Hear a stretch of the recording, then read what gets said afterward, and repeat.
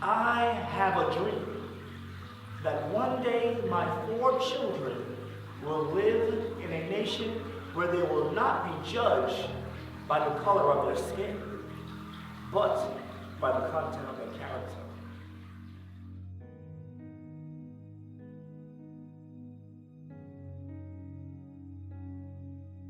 When reading Dr. Martin Luther King Jr., I Had a Dream speech, I believe it gives us the answer to a very important question. How do we lead a diverse group of people? When we truly listen to the words of MLK, I Had a Dream speech, we can take away so much more than what the eye can see. He says, and I repeat, I had a dream that one day my 4 little children, which means he's talking about us, will one day live in a nation where they will not be judged by the color of their skin, but by the content of their character. Here's a scenario. I'm the SGA president, and I'm running my SGA meeting, and there's 2 white students that every single time I'm speaking, they have side conversations. My immediate response is, those white people are so rude. They don't respect me, maybe because I'm black. My second scenario, I'm in Senate meeting again, and I noticed African-American lady sitting down, and every chance we get for a break, she's talking extremely loud, very obnoxious. My first response is, those black people, they're so loud. You can never take them anywhere because they don't know how to conduct themselves because she's really loud and really obnoxious. As the student leaders, you are the ones who should set the example for your peers. As the student leaders, you are the ones who should set the trend. So, if that's the case, why is it that in 2015, we are still facing the same issues as leaders? I challenge you, in 2015, do away with color and acknowledge one's character. Because every race has rude people. Every race has violent people. Every race has hard-working people. Every race has honest people.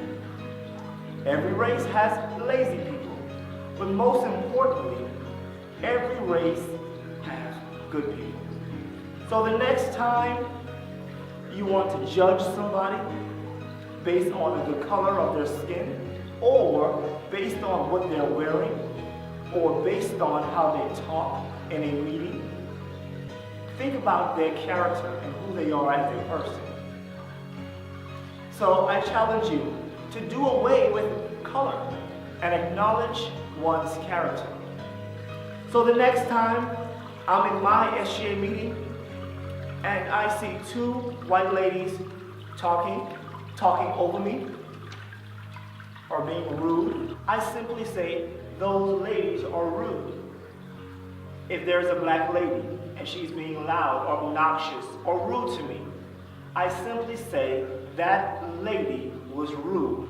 I have a dream that one day my 4 little children will live in a nation where they will not be judged by the color of their skin, but by the content of their character.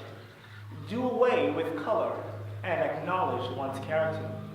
I have a few reflective questions for you to answer within yourself. How well do you manage your organization? How well do you manage your team as a captain? How well do you manage your fraternity or sorority as chapter president? Do you honestly have a relationship with each member that you supervise? Are you comfortable with each of them? Do you know what motivates them, what their goals are, and how they like to be recognized? Are you able to give negative feedback to someone who is culturally different from you? How well do you manage diversity? Do you test your assumptions before acting on them? The only way you can answer yes to these questions is if you do away with color and acknowledge one's character. Leadership, color, character. I have a dream that one day this nation will rise up and live out the true meaning of its creed. We hold these truths to be self-evident that all men are created equal. I have a dream that one day on the red hills of Georgia,